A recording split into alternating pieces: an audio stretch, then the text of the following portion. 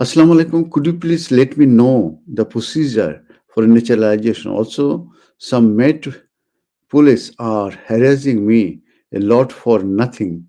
Most probably, they want to create a scenario against me in or in order to deport me. I am separate from my husband, living alone, and have no children. The police are using my white neighbors to annoy me. I am very scared. Do you have any advice for me about it? তো এখানে কেন পুলিশের ব্যাপার আসছে? তারা আপনাকে কেন framing করার চেষ্টা করছে নেইবারের মাধ্যমে? এটা আমার আসলে বোধগম্য হচ্ছে না। আর ১ম কোয়েশ্চেনটা যদি আমি টেক্সটের ১ম দিকে আরেকটু যাই, যে ন্যাচারাইজেশন এর প্রসিজারটা আপনাকে আমি বলে দিতে পারবো। আর পুলিশের ব্যাপারে যেটা বলছেন, আপনি যদি ফিল করেন যে আপনাকে হ্যারাস করছে পুলিশের কিন্তু অম্বাডসম্যান আছে। সেই ক্ষেত্রে পুলিশের বিরুদ্ধে আপনি কমপ্লেইন করতে পারেন এবং তখন আপনার কাছ থেকে স্টেটমেন্ট নেবে এবং এভিডেন্স নেবে। আপনার এভিডেন্স থাকতে হবে। তখন তারা এভিডেন্স এবং আপনার স্টেটমেন্টের বেসিসে দেখবে যদি কোন রকমের পুলিশের বিরুদ্ধে অ্যালিগেশন থাকে, এস্টাবলিশ করতে পারেন, তাহলে কিন্তু তাদেরকে অবশ্যই আইনের আওতায় আনবে। আর ন্যাচারালাইজেশন অ্যাপ্লিকেশন প্রসিজারটা আপনাকে বলি। ন্যাচারালাইজেশন অ্যাপ্লিকেশনটা হচ্ছে যেটাকে British citizenship application by naturalisation. Naturalisation একটি অ্যাপ্লিকেশন আছে।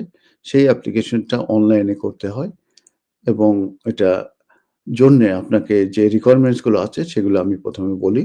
সেটা হচ্ছে যে আপনার যে যে রেসিডেন্স কোয়ালিফিকেশন সেটা 5 ইয়ার্স আপনাকে কমপ্লিট করতে হবে।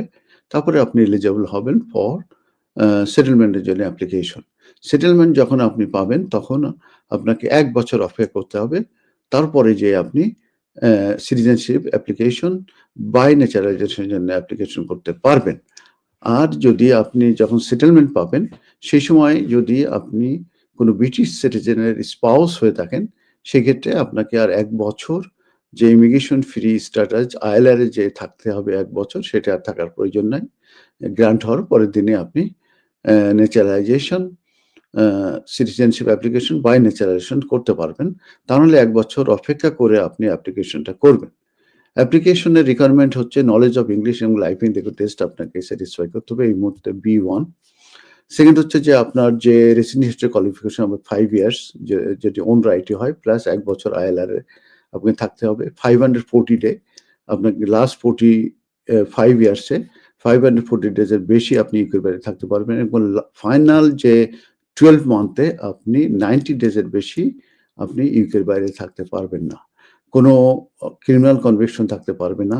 আপনি ডেঞ্জারাস জার্নি করে কিংবা কোনো অবৈধভাবে এন্ট্রি ক্লিয়ারেন্স ছাড়া ইউকেতে আসলে সেই ধরনের অ্যাপ্লিকেশন কিন্তু রিফিউজ হয়। তবে এটার একটা এক্সেপশন ৩০শে এপ্রিল থেকে আছে। যদি কেউ ট্রাফিকড হয়ে থাকে কিংবা তার বিয়ন্ড কন্ট্রোল এ যদি কেউ আসে, যেরকমের কোনো শিশু এবং কোনো ট্রাফিকিং হয়, সেক্ষেত্রে এবং যারা এখানে রিফিউজি স্ট্যাটাস যদি পেয়ে থাকে, অ্যাসাইলাম সিক করার জন্য যদি যে ডিফেন্স গুলো আছে সেগুলো হয়ে থাকে, সেই ক্ষেত্রে ৩০শে এপ্রিল থেকে তাদের একটা এক্সেপশন এর ভিতর রাখা হচ্ছে। তাছাড়া নরমালি কেউ যদি ডেঞ্জারাস জার্নি দিয়ে আসে, তাদের অ্যাপ্লিকেশন মতো রিফিউজ হয়ে যাবে। অতএব গুড ক্যারেক্টার একটা বিশাল ফ্যাক্টর।